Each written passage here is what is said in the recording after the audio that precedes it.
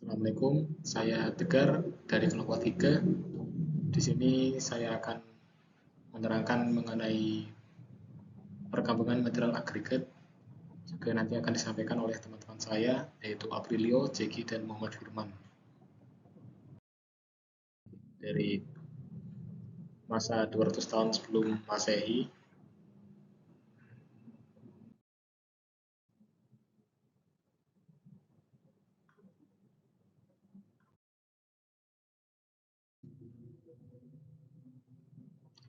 jadi penggunaan agregat dalam bidang konstruksi sebenarnya tercatat dalam sejarah itu awal mulanya ketika 200 tahun sebelum Masehi ya.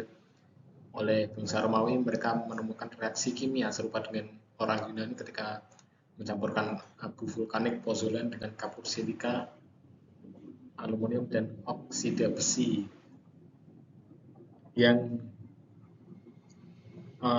membuat reaksi atau membentuk beton yang kuat dan kokoh.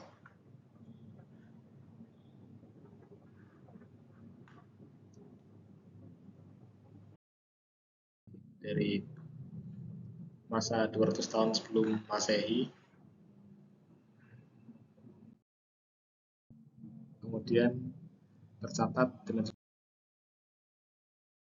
kemudian pada tahun kedua Masehi, bangsa Romawi melakukan eksperimen atau inovasi dengan menggunakan pasir vulkanik Italia atau pozzolana. Ketika para pembangun Romawi menambahkan pozzolana ke dalam campuran mortar mereka sebagai pengganti pasir biasa yang ditambahkan dengan air laut, mereka menyadari bahwa mortar yang dihasilkan jauh lebih kuat dan tahan lama. Itu juga bisa terbenam di bawah air, sesuatu yang tidak dapat dilakukan dengan campuran beton sebelumnya. Dari masa 200 tahun sebelum Masehi,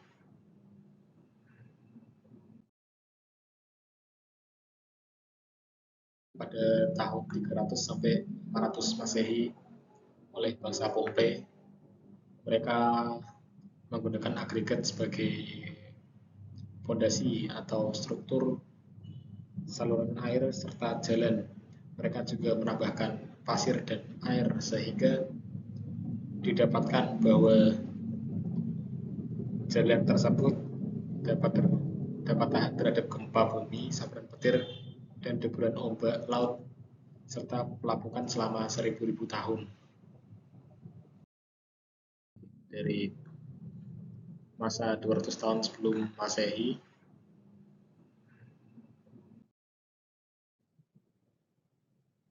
oke, kemudian kita memasuki pada tahun 1756.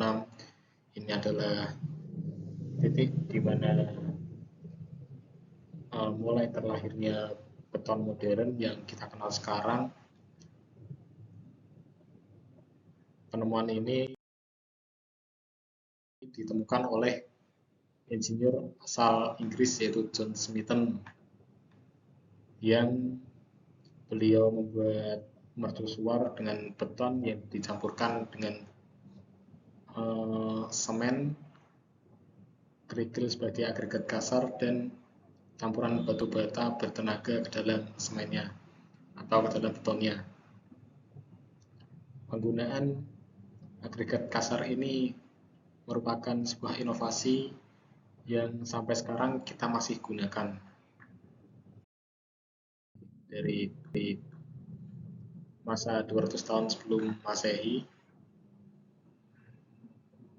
Assalamualaikum warahmatullahi wabarakatuh. Perkenalkan, nama saya Aprilio Danang Bimantoro dari kelompok 3 Fakultas Teknik Universitas Mercu Buana, jurusan Teknik Sipil. Pada kali ini saya akan mempresentasikan mengenai sejarah perkembangan material agregat di tahun 2020. Berikut presentasinya.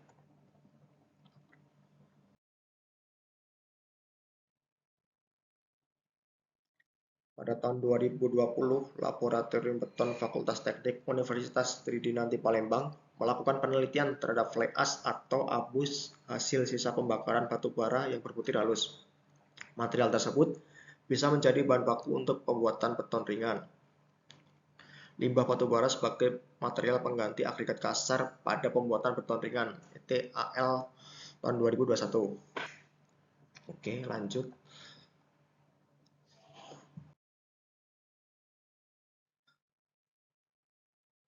Pada dasarnya, fly ash tidak mampu mengikat beton seperti semen, tetapi dengan campuran air dan partikel berukuran halus, ditambah oksidasi leka yang ada di dalam fly ash, dan melalui proses kimiawi dengan kalsium hidroksida akibat proses hidrasi semen, akan menghasilkan zat dengan kemampuan sebagai pengikat.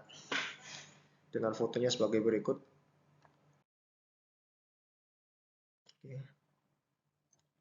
Untuk penelitian yang dilakukan dengan membuat beton ringan, yang bahan dasarnya adalah fly ash dan resin. Kemudian dilakukan pengujian agregat kasar dan halus, yaitu pengujian berat jenis, kadar air, berat isi, kadar lumpur, analisa saringan, dan keausan agregat. Selanjutnya akan dibuat job mix design atau rancangan campuran beton dengan mutu FC 17,5 MPa menggunakan cetakan silinder diameter 150 mm dan tinggi 300 mm yang berpedoman pada peraturan SNI nomor 7656 tahun 2012. Pengujian kuat tekan benda uji dilakukan saat beton berumur 3, 7, 14, 21, dan 28 hari, yang masing-masing umur beton dibuat 3 benda uji. Jumlah sampel benda uji seperti tabel berikut. Di tabel tersebut ada 25 sampel untuk benda uji beton normal dan 25 sampel juga untuk benda uji beton ringan, dengan total benda uji keduanya adalah 50 buah. Oke, lanjut.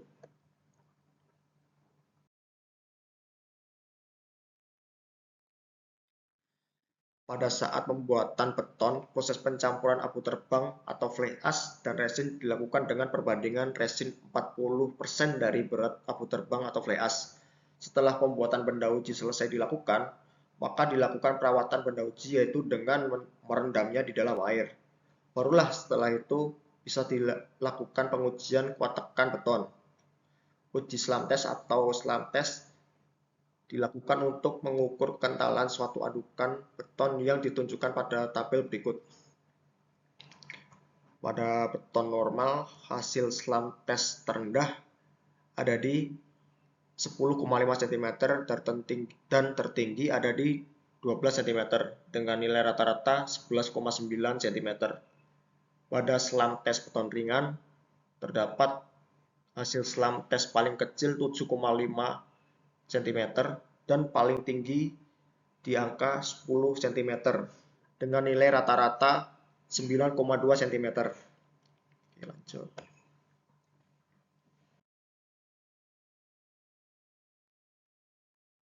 Nah, setelah dilakukan pengujian kuat tekan masing-masing 3 sampel antara beton normal dan dengan beton ringan, maka didapatkan perbandingan data sebagai berikut. 1, ini yang kuat beton normal. Untuk kuat tekan beton normal pada umur 3 hari dapat rata-rata di 5,85 MPa. Kemudian di umur beton yang 7 hari didapatkan angka 11,41 MPa. Untuk di umur beton 14 hari didapatkan 15,65 MPa. Sedangkan di umur 21 hari didapat rata-rata beton di angka 16,88 MPa. Kemudian terakhir di umur 28 hari kuat tekan beton rata-rata ada di angka 17,76 MPa. Sedangkan untuk kuat tekan beton ringan di umur 3 hari dia rata-rata di 2,36 MPa untuk kuat tekannya. Di umur 7 hari 4,24 MPa. Kemudian di umur 14 hari dinilai 5,19 MPa. di umur 21 hari terdapat nilai 6,51 MPa dan di umur 28 hari terdapat di 6,85 MPa.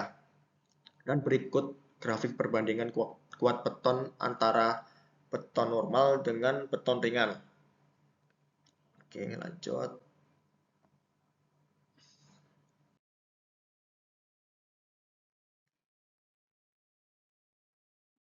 Kesimpulan.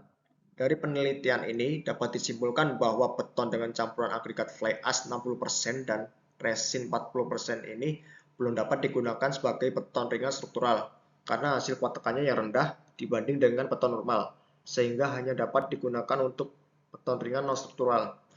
Untuk beton ringan ini bisa digunakan untuk batu bata serta precast yang sifatnya nggak struktural karena bisa menghemat beban pada bangunan struktur. Sekian presentasi dari saya. Bisa dilanjut dengan teman saya.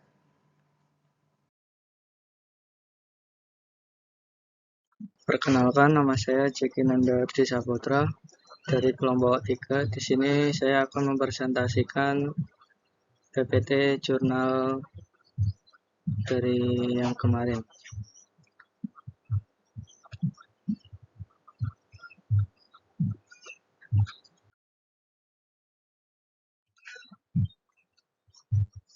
Seiring berkembangnya jalan, pembetonan pada ilmu teknik sipil semakin meningkat, di antaranya dengan penggunaan agregat kasar ukuran 2-3 cm dengan penambahan abu batu untuk campuran beton porous.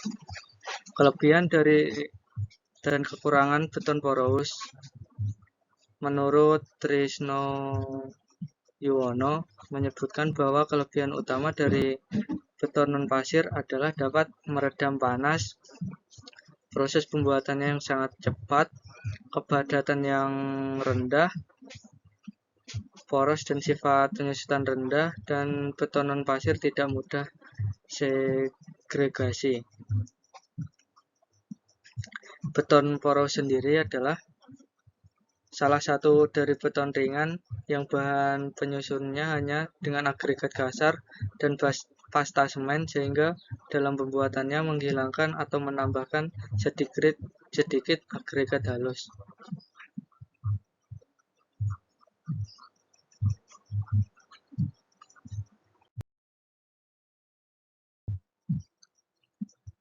Selanjutnya dari jurnal kemarin didapatkan kesimpulan, yaitu hasil pengujian hidrolik beton porous dengan variasi tanpa abu batu untuk infiltrasi terendah adalah sebesar 1,62 cm per detik dan tertinggi sebesar 2,66 cm per detik.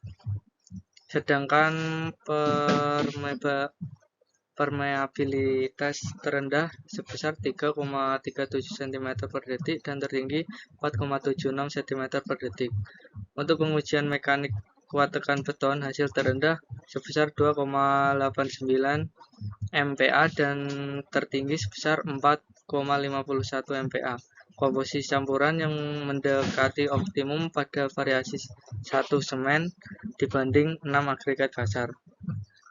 Hasil pengujian hidrolik beton porous variasi penambahan tanpa abu batu untuk infiltrasi terendah adalah sebesar 1,03 cm per detik dan tertinggi sebesar 2,16 cm per detik. Sedangkan permeabilitas terendah sebesar 3,13 cm per detik dan tertinggi 3,96 cm per detik. Untuk pengujian mekanik kuat tekan beton, hasil terendah sebesar 2,94 MPa dan tertinggi sebesar 6,89 MPa.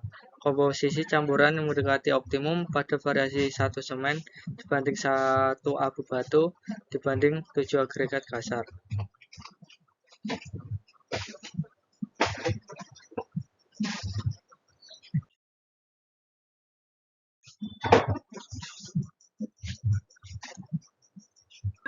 Beton poros dengan variasi campuran tanpa abu batu mendapat uji filtrasi dan permeabilitas yang baik, akan tetapi kuat tekan cenderung rendah dikarenakan terdapat banyak rongga dalam campuran beton poros sehingga ikatan antar agregat kurang baik untuk kuat tekan, akan tetapi mengalirkan air dengan baik. Kesimpulan yang keempat yaitu variasi campuran penembahan abu batu mendapatkan uji filtrasi dan permeabilitas yang kurang baik, akan tetapi kuat tekan cenderung lebih tinggi dikarenakan rongga dalam campuran beton poros terisi oleh abu batu sebagai filter dan mengunci ikatan antara agregat kasar sehingga kuat tekan baik, akan tetapi menghambat air untuk mengalir. Semakin baik jenis agregat atau keausan kecil menghasilkan kuat tekan beton poros yang lebih besar, karena pada saat ditekan ikatan pasta semen mengalami kerusakan terlebih dahulu daripada kerusakan agregat besar. Sekian dari saya. Jika ada kekurangan, mohon maaf. Proses pengujiannya di laboratorium agregat halus buatan abu batu digunakan dalam campuran yaitu dari 25%, 50%, 75%, dan 100%. Digunakan rancangan mix desain SME nomor 7833 tahun 2012. Pengujian kuat tekan pada umur 14 hari berdasarkan nilai kuat tekan yang dianalisis menggunakan trend line dan pembatasan plus minus 5% untuk mendapatkan hasil nilai relevan menunjukkan adanya peningkatan 24,63% pada campuran variasi 25%, 11,37% pada variasi 50% campuran, 8,72% pada 75% dan 3,4% pada variasi 100%. Kesimpulan, terjadinya kenaikan kekuatan sampai dicapai kekuatan maksimum dimungkinkan oleh terjadinya gradiasi agregat yang menjadi lebih baik, di samping juga kondisi abu batu yang digunakan lebih baik dari kondisi pasir alami yang digunakan. Sekian dari saya, dilanjutkan. Dan kemudian saya akan melanjutkan persentase sejarah perkembangan material agregat pada tahun 2022. Pada tahun 2022, dilakukan penelitian di Laboratorium Struktur dan Bahan jurusan Teknik Sipil Fakultas Teknik Universitas Muslim Indonesia. Metode pengumpulan data dilakukan dengan pengujian karakteristik material, yaitu semen BSN 2014, agregat kasar, agregat halus BSN 2000, dan limbah geteng beton. Kemudian dilakukan perancangan campuran beton. Pengujian dilakukan dengan 4 tahapan. Tahapan pertama yaitu persiapan, tahapan kedua rencana campuran dan pembuatan benda uji. Tahap ketiga dilakukan perawatan dan pengujian kuat tekan, kuat tarik belah, dan kuat tarik lentur terhadap benda uji silinder. Dan tahap keempat yaitu analisa data, memperoleh kesimpulan penelitian. Dari hasil pengujian dapat disimpulkan bahwa sifat-sifat mekanik pada beton substitusi agregat kasar menggunakan limbah keramik genteng persentasenya mengalami penurunan lebih rendah. Dibanding beton normal, pengaruh persentase pada kuat tekan, kuat tarik belah, dan kuat tarik lentur sangat mempengaruhi pada beton karena semakin besar penambahan limbah keramik genteng pada beton akan mengalami penurunan. Sekian dari saya, terima kasih.